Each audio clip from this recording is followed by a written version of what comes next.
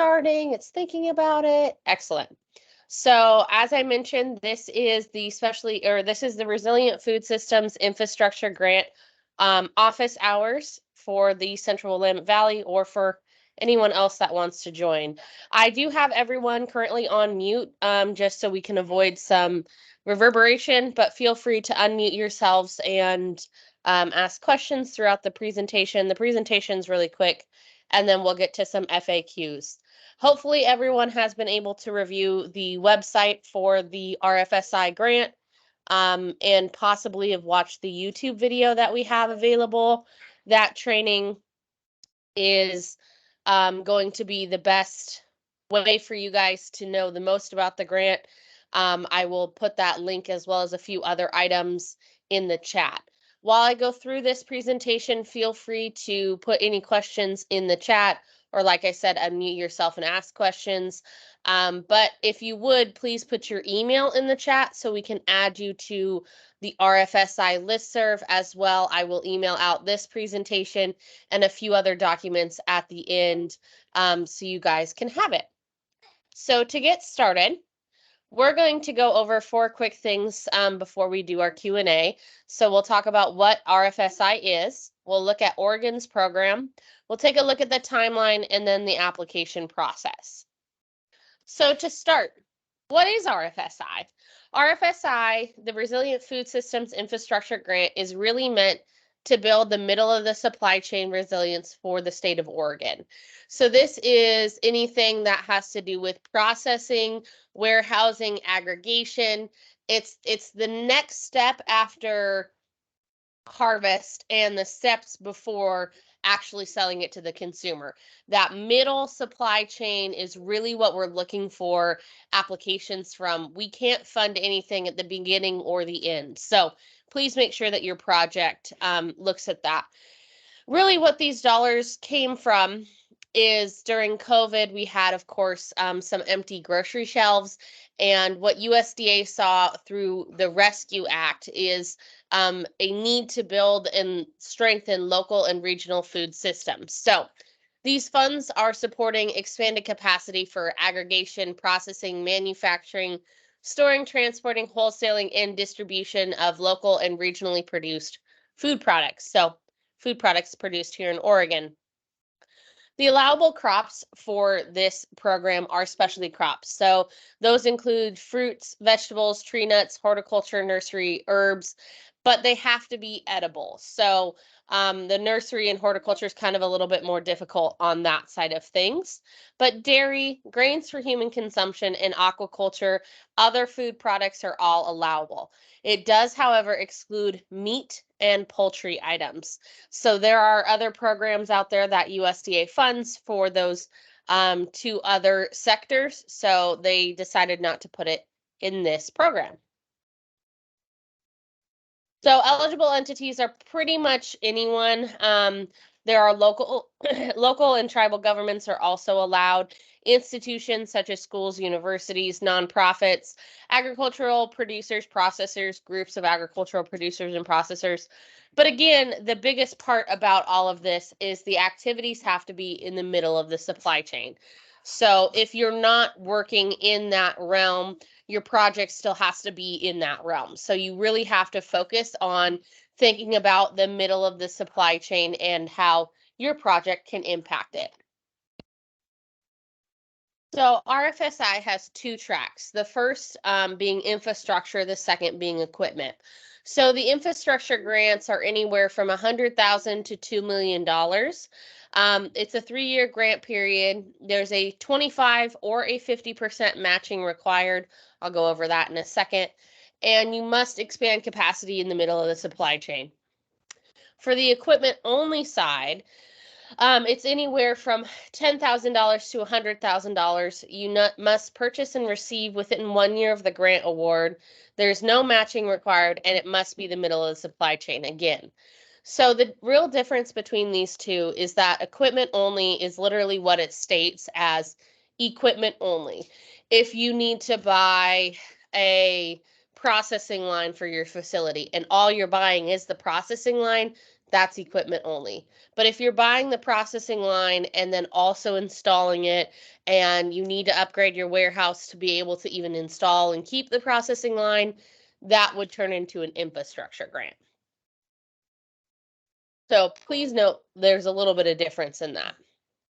So those were all the national side of things. Let's take a look at the Oregon RFSI program.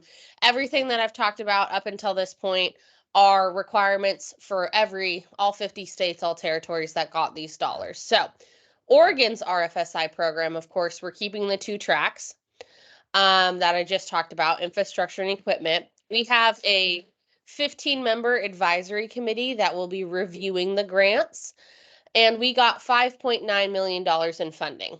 2.8 of that is infrastructure, 1.2 is equipment, and 1 million is state-led infrastructure project. This is going to be more on the technical side of things. This is not going to be hard infrastructure.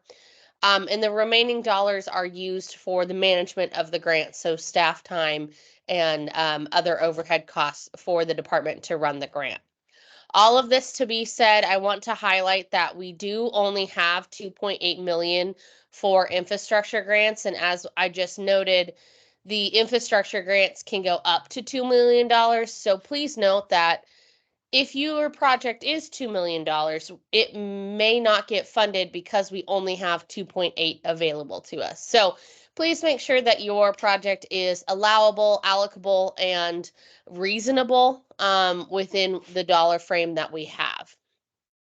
The breakdown between the 2.8 and the 1.2 for the 2 tracks was informed by an industry-wide survey the Department of Agriculture put out and requested input on. So that is what the industry requested in the breakdown of the dollars. So as I mentioned earlier, there's a graduated match for a certain set of groups of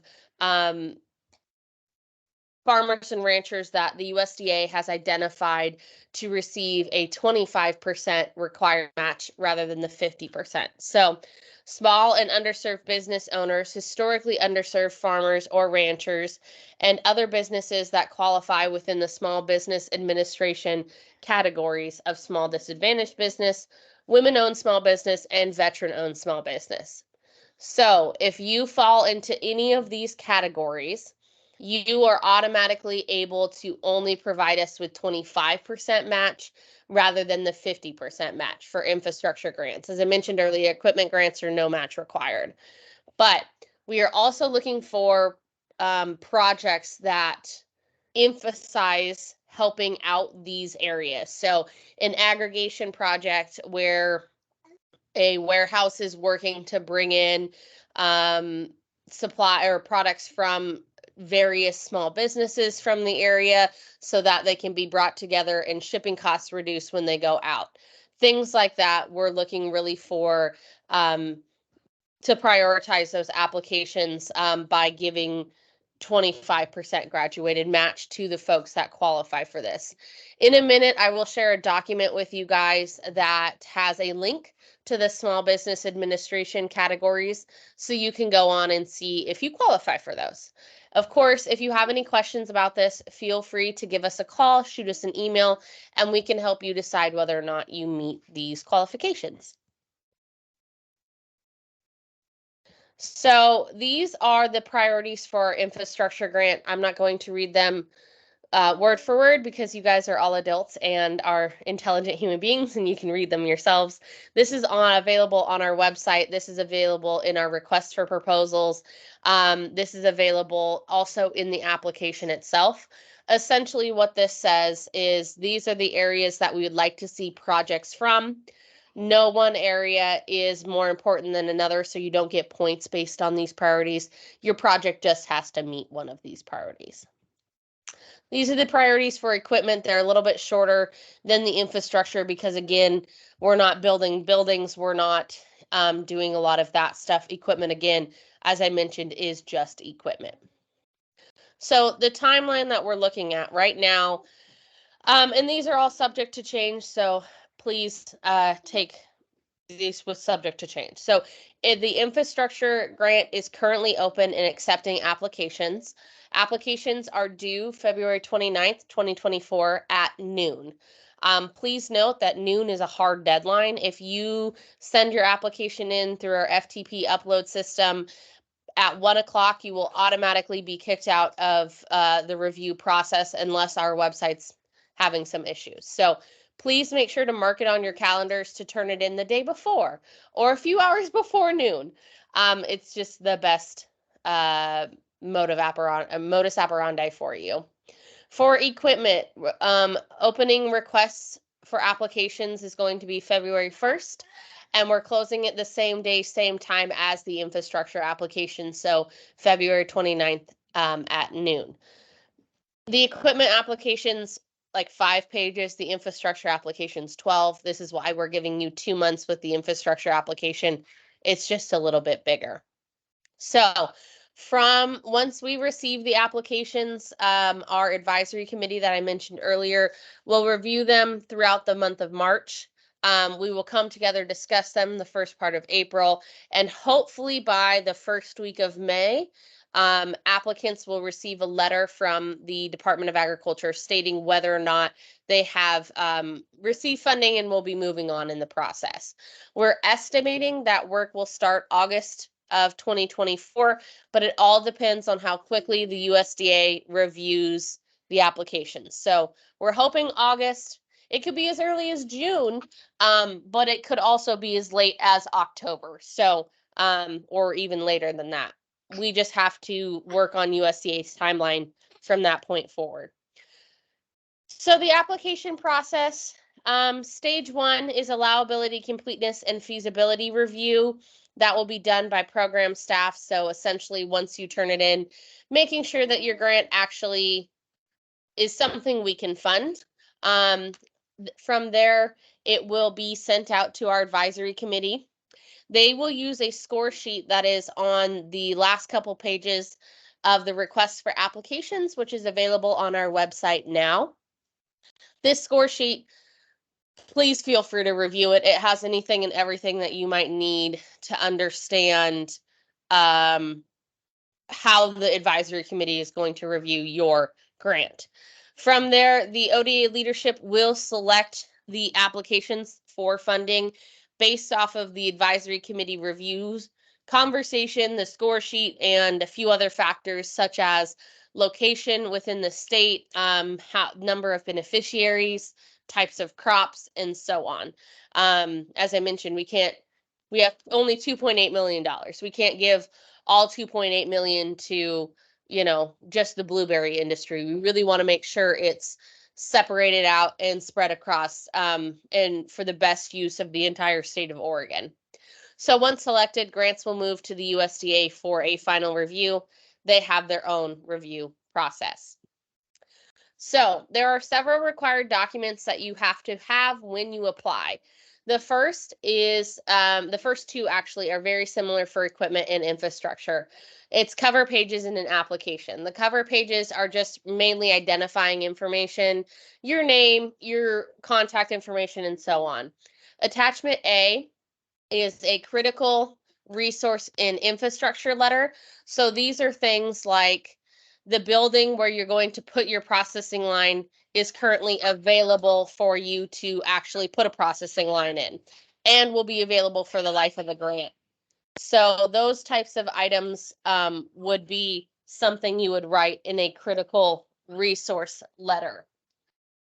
Attachment B is a matching funds verification letter. You are required to have all of your matching funds secured prior to applying for the grant. So you'll have to provide verification letters of all types of matching that you are going to provide for the grant. The Department of Agriculture has templates for both of these available on our website. So please feel free to use, well, you're required to use those. So please feel free to download them and use them at your discretion. Again, I go into further detail about all of these on the application training video found on our website and on our YouTube.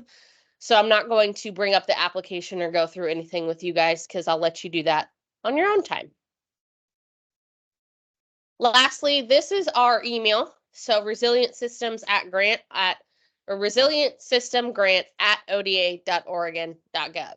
I will also put this in the chat. It's everywhere. It's on our website. It's on all of our communications. So please feel free to reach out and use it. We have several staff that monitor this email. I will also put my personal line in the chat so you guys can give me a call. I'm the one currently managing the grant, and my information is also available on our website. So that is all I have for the slideshow for you guys. I'm going to stop sharing my screen here. I see that we have a couple of questions and lots of emails. So great on the emails. Please feel free to keep throwing those on. Eldon, clarity on distinction between the two grants. Sure.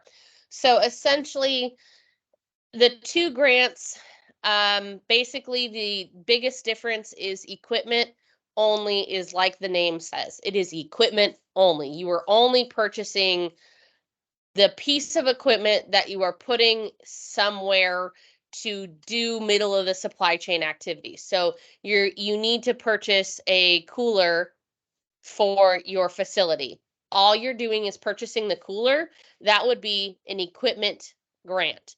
If you need to purchase the cooler, install it, and let's say upgrade some wiring to maintain the power supply to that cooler, as soon as you do anything besides only purchasing the item, it automatically becomes an infrastructure grant. So what I would like to push a lot of folks towards is the infrastructure side of things, because if you have to do anything, it's better to have more information than less.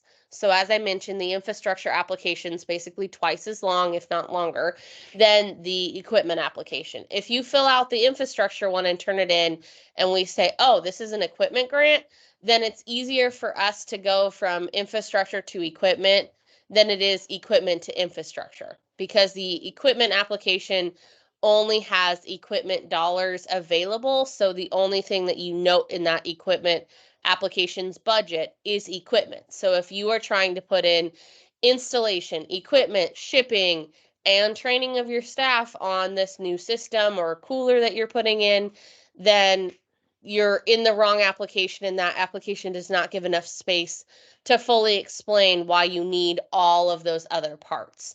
So please note that if you do fill out the wrong application and you put, you could potentially get kicked out of the program from the start.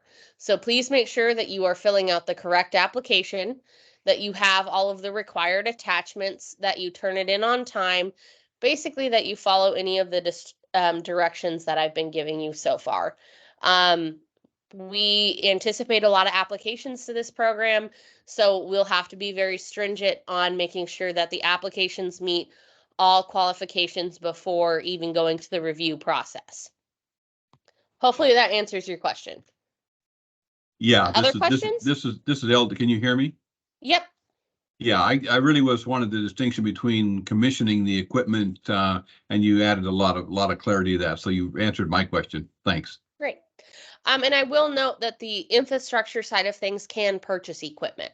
So that was a question we got the other day is, can it? And yes, it can. So feel free to add that to your application. Ginger, you have a question? Yeah, I was just wondering for the infrastructure grant, the matched funds, is there stringent restrictions on where that matched money comes from, like AKA gift, loan, etc., or does it need to come from our business? No, there aren't stringent requirements on what's allowed to be brought as match. There's stringent requirements on what you're allowed to use match for. So matching funds within this program and within all federal dollars have to be used on allowable items. So if we took the term matching out of it, could the grant purchase that item? So let's say, for example, you're buying a cooler. We'll just stick to that. Your business does 60% of allowable crops. So you store let's say 60% of the cooler space is cheese. The other 40% is a meat product. You would only be allowed to request up to 60% of the cooler's cost for the grant to pay with. The other remaining 40% of the cooler, because it was going to be used for an unallowable crop storage, meat, would not be able to be asked for within the grant or brought as match. So you have to make sure that what you're asking or what you're saying that match will be used for is allowable within the regular boundaries of the grant. Let's say, for example, though, 60% is cheese and the other 40% is apples. You could ask the grant to pay for the whole cooler, or you could say, hey, we're going to ask the grant to pay 60% of the cooler. We're going to match funds the remaining 40%. Those funds could be in kind or cash. So cash donation, that could be a loan, that could be, just your business dollars being put into the grant. Or you could have in-kind match where you have time donated or supplies or, building rent, those types of things donated. Gotcha. And then as far as afterwards, like after we receive the grant, what kind of, because I've done some grant programs before and some of them are more strict with indicating exactly like proving what we've bought and what we're using it for. Like, do Yes. you need all receipts, and is there a whole thing that we do as far as that? Okay. All of that. So this is a disbursement-based grant. So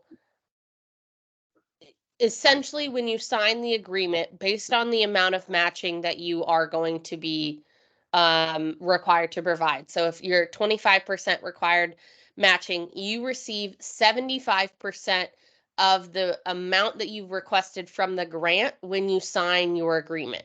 If you're 50% matching, you receive 50% of the grant when you sign your agreement. From there, you tell us exactly how you spent that 50% or that 75% by providing receipts, invoices, documentation. We will provide a document for you to actually put all of that in and provide to us.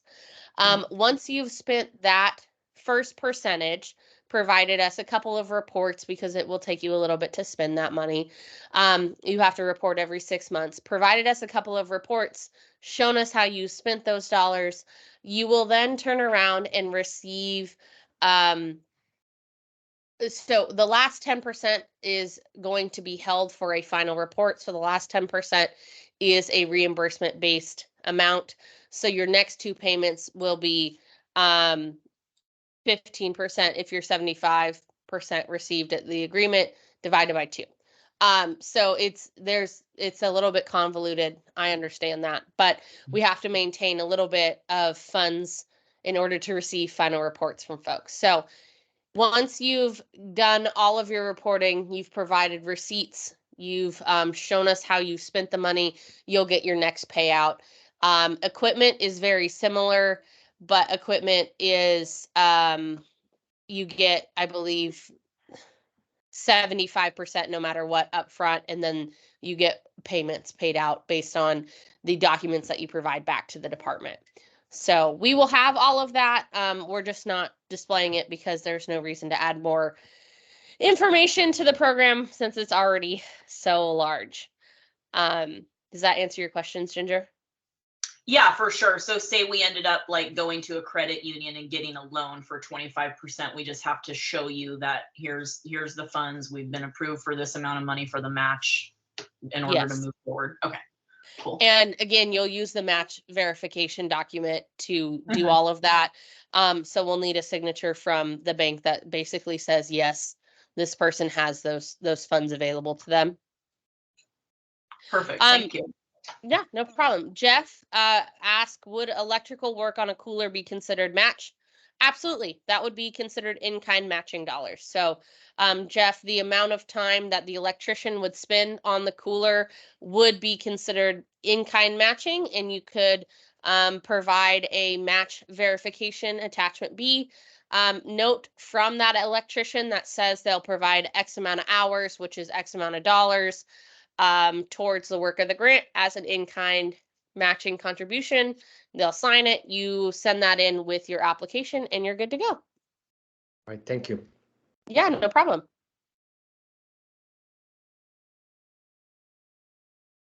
Ginger, did you still have a question? Oh, no, you answered it. Okay, great. Your hand was still up. I just wanted to make I'm sure. sorry. No problem. Other questions?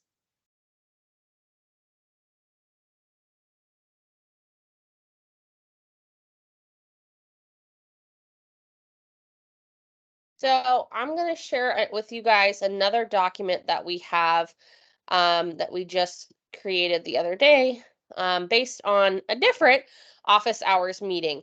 So this is something I will share with all the people who gave their email out. Essentially, this is just a set of links that will be helpful to you throughout your application process. The first being the Resilient System Grant email. Also, these are my two phones, my work phone and my work cell phone. Feel free to contact me at any time.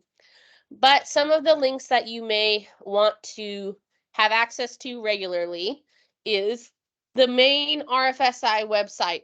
So this is the Department of Agriculture's website for this grant program. It's going to have a ton of information for you. The next is the link to the request for applications for the infrastructure side of things. So this is a big document that basically explains everything that I explained today, everything that I explained in the application training video here, which is the third link, the YouTube video I talked about earlier, and everything on our website in a written form. I know not everybody learns the same way, so we have the video of the application training, we have the request for applications. In the RFA, it also gives a breakdown of like the power that we have to give the funds and all of that.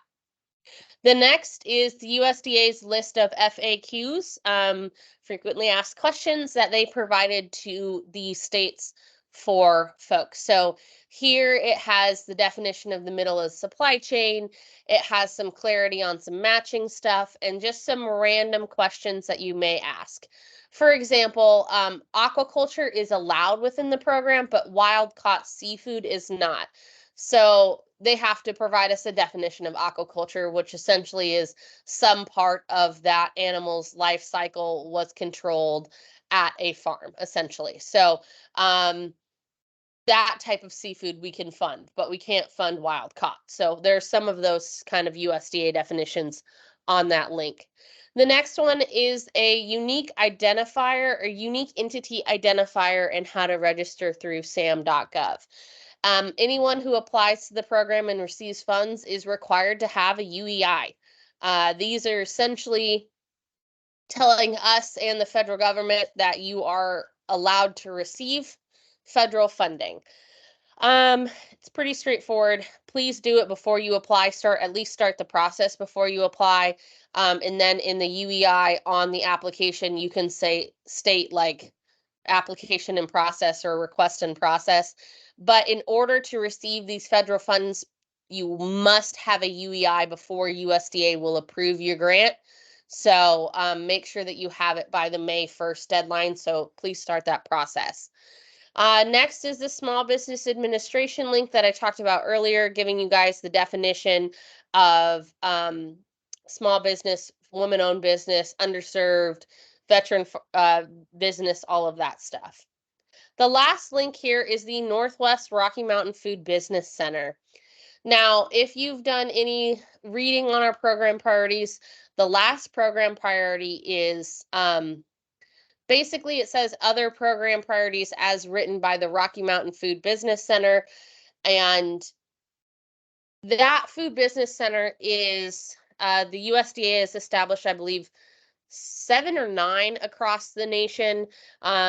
These food business centers are doing a lot of training and education, as well as they have some grant funding available to them to provide folks like you grant opportunities based on their areas of what they see needed support in. So the Rocky Mountain Food Business Center, we can click on this link and go to it.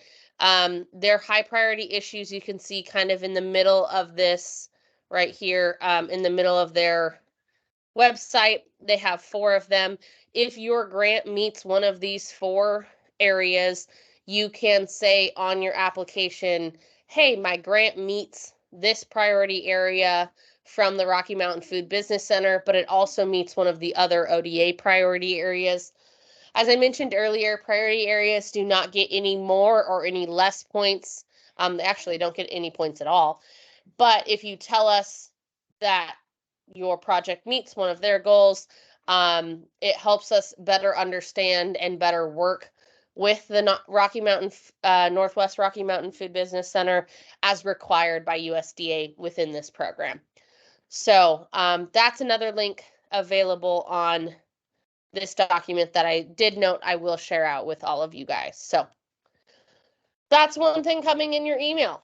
Other than that, I will share with you guys, since I'm not seeing any questions. Oh, there are questions in the chat. Woohoo. Okay. Can you have 2 separate pieces of equipment in one grant for equipment within multiple crops? So David, yes, you can on the equipment side of things ask for 2 pieces of equipment within one equipment grant. However, you need to make sure that it is just equipment. You also need to make sure that you thoroughly explain how those 2 pieces of equipment are in the middle of the supply chain. You cannot receive funding for both an infrastructure grant and an equipment grant. You can apply for both, but you cannot receive funding for both. Is a purchase of a vehicle allowed if it's used in a mobile processing kitchen? Jen, you really have to, again, give us clear, concise information as to why that's the middle of the supply chain. And then things like general purpose equipment like a vehicle would be allowable. But again, you have to be very clear and straightforward as to why that's the middle of the supply chain. Granted, a mobile processing kitchen is fairly straightforward, but you really need to give us a lot of information on that one.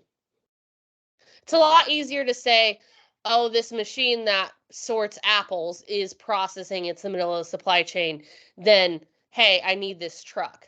It's just, you got to give us a little bit more information. And there's room in the application to do that. Yes, Ginger. To piggyback on the vehicle thing, say we have our food product and we want to try and self-distribute as much as possible. Could we purchase a commercial vehicle that was strictly used to transport our product and things involved around our product, including crops that we had grown? Again, you have to verify it's the middle of the supply chain. So if you're selling to the end user, no. But if you're selling to grocery stores, to farmers markets, to other people who are interacting with the consumer, then yes. But yeah, it would be grocery stores and restaurants and things like that. Yeah, you have to be extremely clear and concise and tell us why it's the middle of the supply chain and how it will support the resilience of the local economy for the middle of the supply chain for your area. So gotcha. It could be. Kristen, we do anticipate all $5.9 billion being spent in this first round. This would be a one-time opportunity. USDA has not spoken about having this as routine funding. In the Rescue Act, I believe it was one-time funding as well. So please make sure that if you are interested, you apply. We've had a lot of folks be interested. I do anticipate we'll get a number of applications. So please make sure that you do. For while the folks are still asking questions and typing, I'll take you a look through our website. So if you type in Resilient Food Systems, Department of Agriculture, Oregon Department of Agriculture Resilient Food Systems, RFSI ODA, however you want to get here, this is our website. This has all of the information I've gone over today and lots more. So to start, over on the right-hand corner is going to be my contact information. Again, feel free to reach out at any time.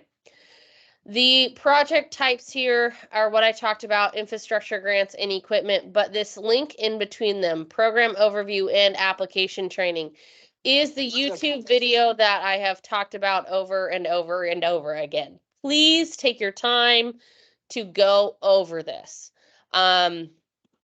It is quite a bit. I think it's like an hour and a half, maybe 2 hours. And I know it's my voice, so it can be annoying, but please make sure that you go over it, because in that video, I take you step by step through the application, line by line, how you need to fill it out, what you need to put where, and how to turn it in.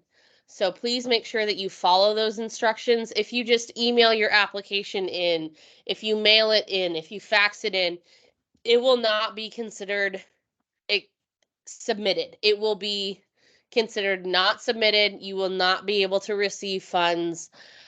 We just have to be really strict on stuff like that, because if we just let everything come through, then it would not, we would have half completed applications and folks that wouldn't be able to even receive funding, and it would waste your guys' time and our time. So please make sure that you go through that training video. It is the third link on the document I will send out later this afternoon.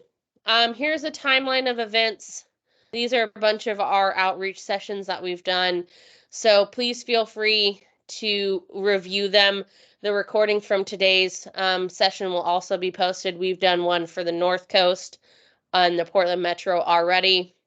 We also did a grant overview presentation for the Board of Agriculture. These 3 recordings are available. Our recording will be here if you want to review.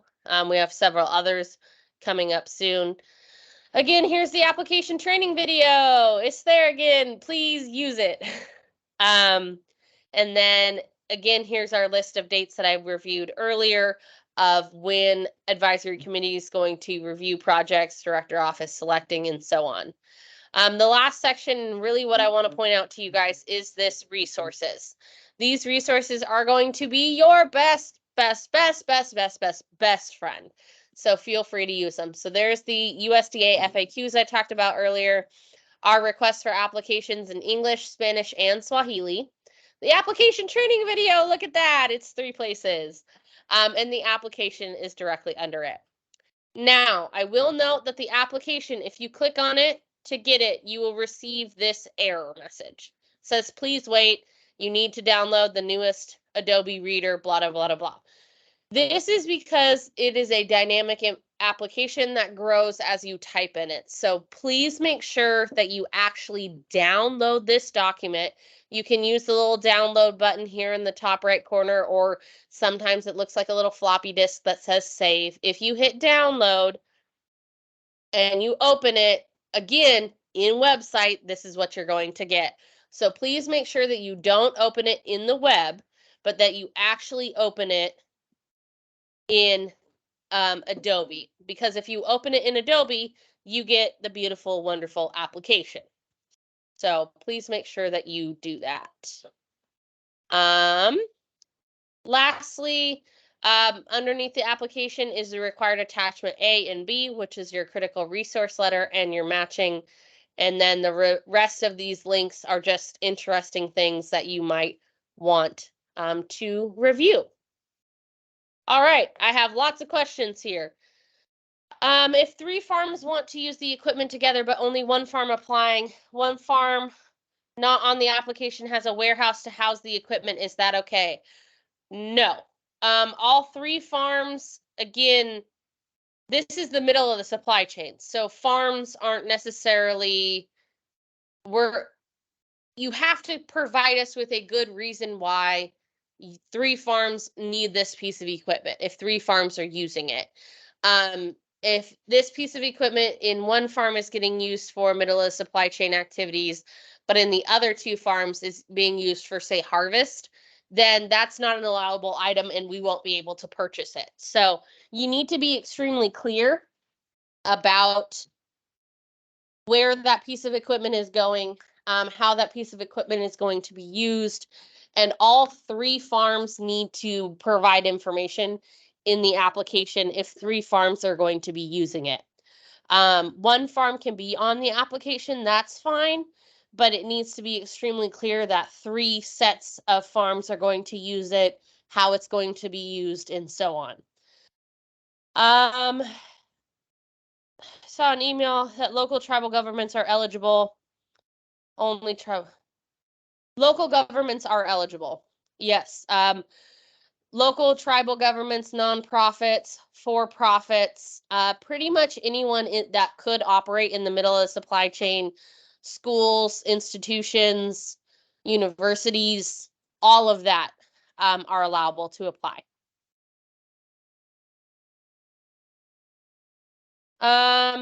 Okay, so Michelle asks about the a part of my video for travel was mentioned the GSA or government standard rates for travel.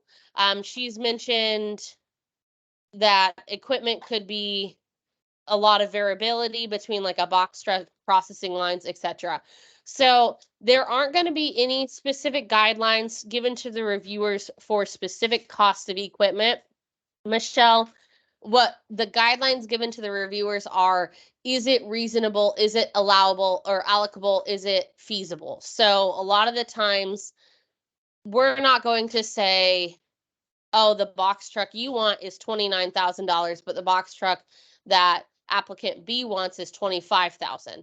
Those seem reasonable to us. Obviously, I'm just throwing out numbers here. But if you say, oh, I want a box truck that's $150,000 and box trucks are only going for $25,000, we're going to question that. So please make sure that costs are reasonable. What I was talking about with Bend is, again, travel. So travel is very different, being that there are government standard rates for hotels, for per diem, for all of that, because if somebody were to go and travel on a government dime and say, go to a 5-star restaurant and buy a $2,000 bottle of wine and eat a 6-course meal and do all of these things, and then turn around and said, well, I was on a government trip, so you guys need to pay for all of this, that would be unallowable. So the government has certain rates that they state for the amount of per diem, which is like your food costs that you get in a day, how much a hotel should be worth in that area, based on population, travel trends, and a few other things. So there are rates for travel, but not for other things. Okay. Thank you. You're welcome. Other questions?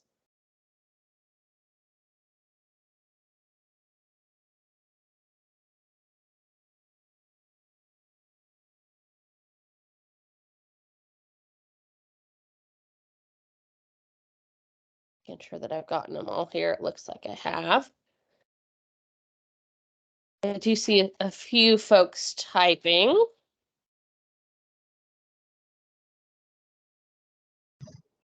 Amy, I'm wondering a little bit with the development of supply chain, is sales, like resultant sales, kind of one of the metrics that things are based on?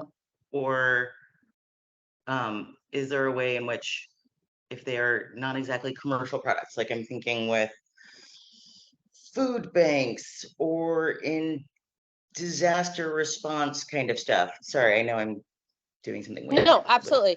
So no, sales is not a metric that we use for this grant program. So if you look at the application, there are 2 outcomes and indicators that USDA uses for the metrics of this program. The first is building capacity for the middle of the supply chain. The second is increased economic viability of local producers and processors. So the first one has things like new facilities constructed, new processing equipment units modernized through upgrades, repairs, retooling, numbers of employees that receive food safety training, and so on.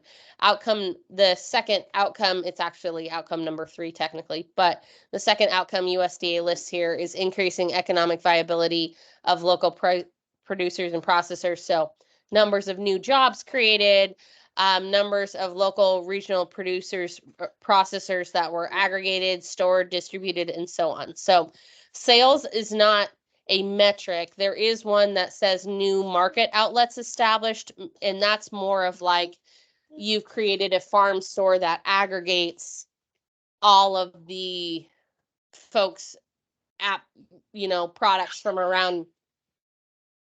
Hey, you're okay. Products from around the area into one spot to then be taken somewhere else. So yeah, sales is not a metric. Yes, Ginger. Would say we're trying to find a facility to do our processing of like ingredients and crops that we get and our finished product. Is that possible to work into either of the grants? Like, I don't know if that would fall into the infrastructure. Say we found a place, but we weren't able to buy it. We were able to like lease it for 3 years or something like that. Is that something that could be part of either of those grants? Yes. So for the equipment side of things, it would not be a part within the grant that the grant itself would pay for, but that would be a critical resource, a critical infrastructure or resource item. So you would state in that letter that you're going to pay the rent for 3 years on this item, and the owner of the facility is planning on renting to you for the 3 years. On the flip side of that, for the infrastructure grant, we can pay rent of buildings up to the percentage of that building that's being used for the infrastructure work.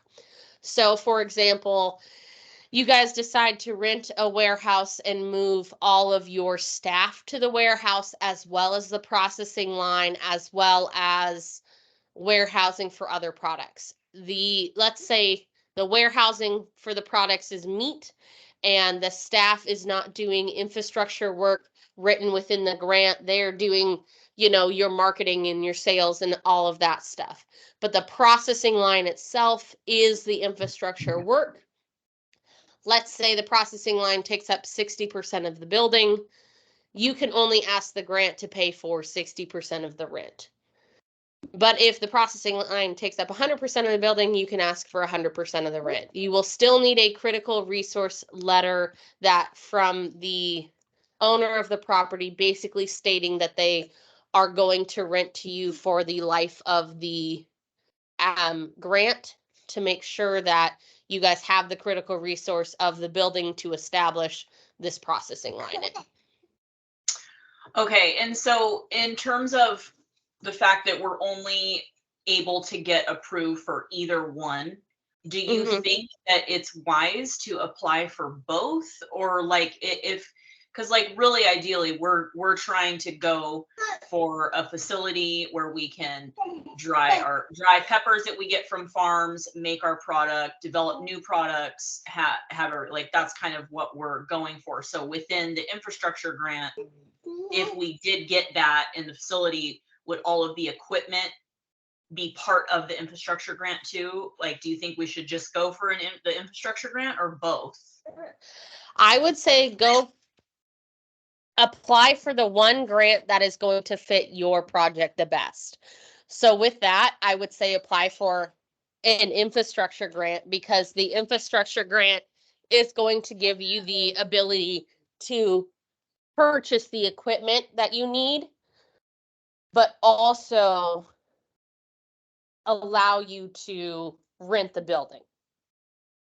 So I would say go for the grant that's going to fit your project the best. Also, the equipment grant has a cap of $100,000. So Right. if your equipment is over that, you have to go to an infrastructure grant anyway. That makes sense. Okay.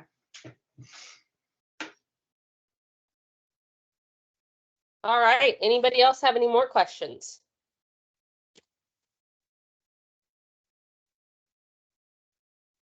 I'm seeing some bubbles type up in the chat.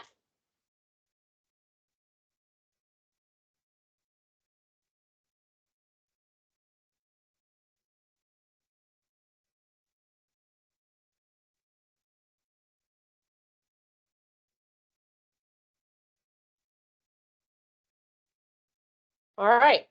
Seeing no more questions and nobody else is unmuting, I will go ahead and end our recording here.